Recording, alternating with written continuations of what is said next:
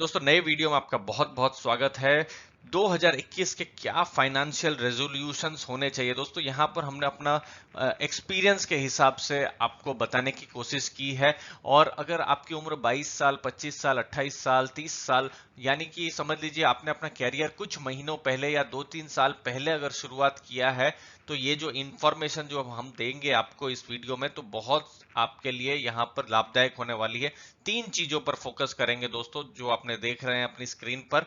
तो सबसे पहले इन्वेस्टिंग अर्ली पर देखिए, बहुत ज्यादा जरूरी है कि अपना इन्वेस्टमेंट जल्दी से जल्दी शुरू करें। देखिए, समझ लीजिए आपकी उम्र है 25 साल, 25 इयर्स आपकी उम्र है, ठीक है। और आप इन्वेस्टमेंट शुरू करते हैं एसआईपी में, समझ लीजिए लमसम करते हैं और 1 लाख रुपए का यहाँ इन्वेस्टमेंट करते हैं और आप एक्सपेक्ट करते हैं 14%। दोस्तों देखिए, यहाँ पर एक चीज डिस्क्लेमर देना भी जरूरी है। 25 साल की बात हो रही है, अगर मैं पास्ट की बात करूं तो 1995 हो गया, और फ्यूचर की बात करूं तो 2021 आ गया है, तो 2045 और 2046 की हम बात कर रहे हैं।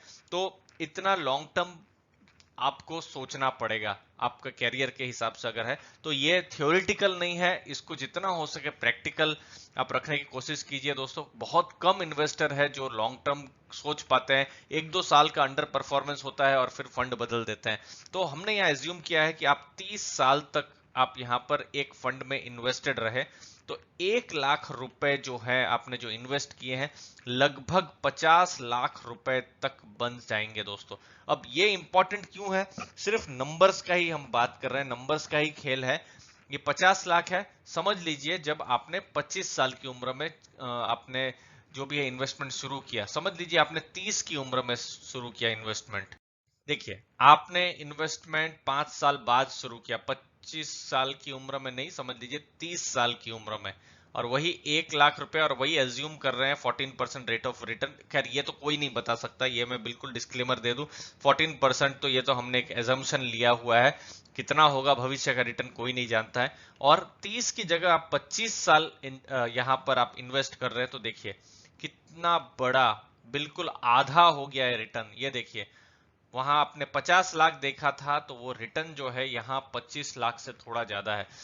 मतलब यहाँ जो बोलने का जो मतलब है वो एक ही है कि इन्वेस्टमेंट जल्दी से जल्दी शुरू कीजिए। अगर आपकी उम्र 20s में है, 25 में है, तो शुरू कीजिए। और अभी 30s में भी है और आपने शुरू नहीं किया है, तो शुरू कर दीजिए।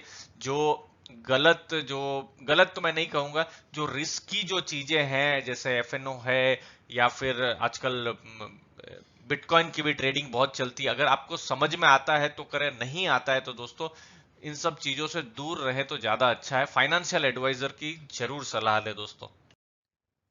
दूसरी चीज जो आपको फोकस करनी है वो है हेल्थ इंश्योरेंस। दोस्तों, हेल्थ इंश्योरेंस पर यहाँ पर मैं कुछ स्क्रीनशॉट्स आपको दिखा रहा हूं। समझ लीजिए आपको खुद का हेल्थ इंश्योरेंस लेना है 12 महीने के लिए। तो आज की तारीख में बहुत सारे प्लेटफॉर्म्स भी है, जैसे ये एक गेट वाइटल का प्लेटफॉर्म का मैं स्क्रीनशॉट्स आपको दिखा रहा हूं। तो यहाँ पर कॉम्प्रहेंसिव कवर मिल जाता है, जैसे hospitalisation, ambulance charge, day care charge, pre hospitalisation, post hospitalisation.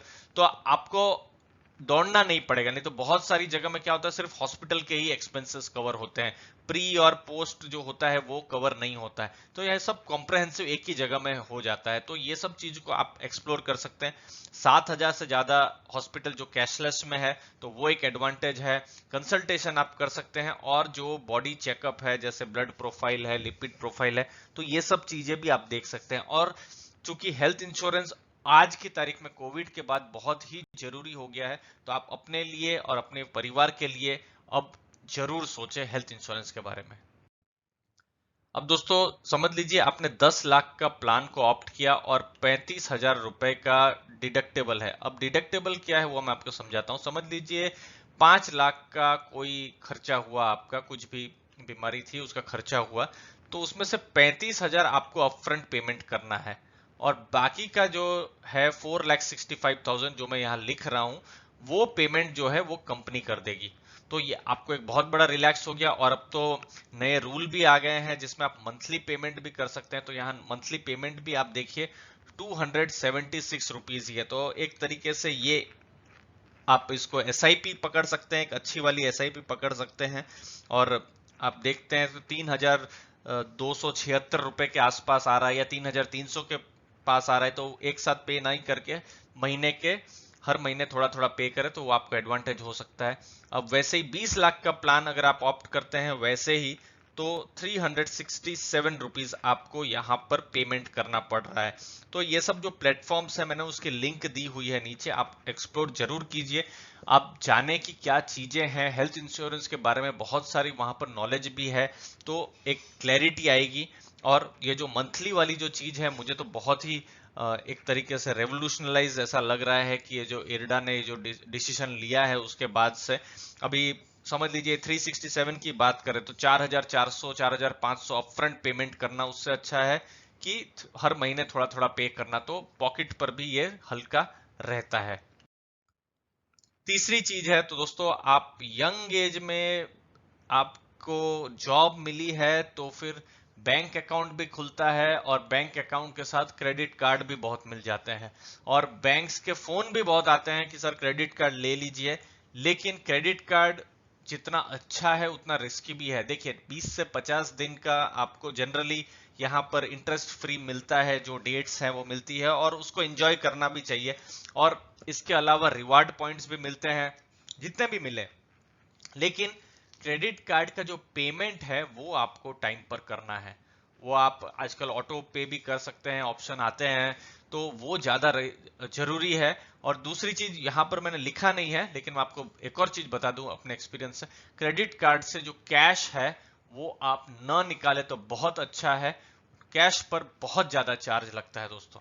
अब मैं फिर से यहाँ पर एक चीज बता दूं, अगर आप जो पेमेंट कर रहे हैं, अगर लेट पेमेंट करते हैं तो बहुत ज्यादा चार्ज लगता है, और लगभग 40% ईयर तक चला जाता है, मतलब 2.5-3% जनरली होता है महीने का चार्ज, जो कि आपकी पॉकेट को भारी पड़ता है। और लेट पेमेंट का भी चार्जेस जनरली जो है बैंक्स लेती है, और भविष्य में सिबिल स्कोर भी आपका इफेक्ट हो सकता है। समझ लीजिए कुछ सालों के बाद, 5-10 सालों के बाद आपका मैरिज हो गया, आपको कार लेने की जरूरत पड़ी, या फिर आप घर लेने के बारे में सोच रहे हैं, खुद का घर, तो जो भी बैंक्स हैं वो सिबिल स्कोर पर बहुत ज्यादा वहां पर आपका स्कोर रहता है।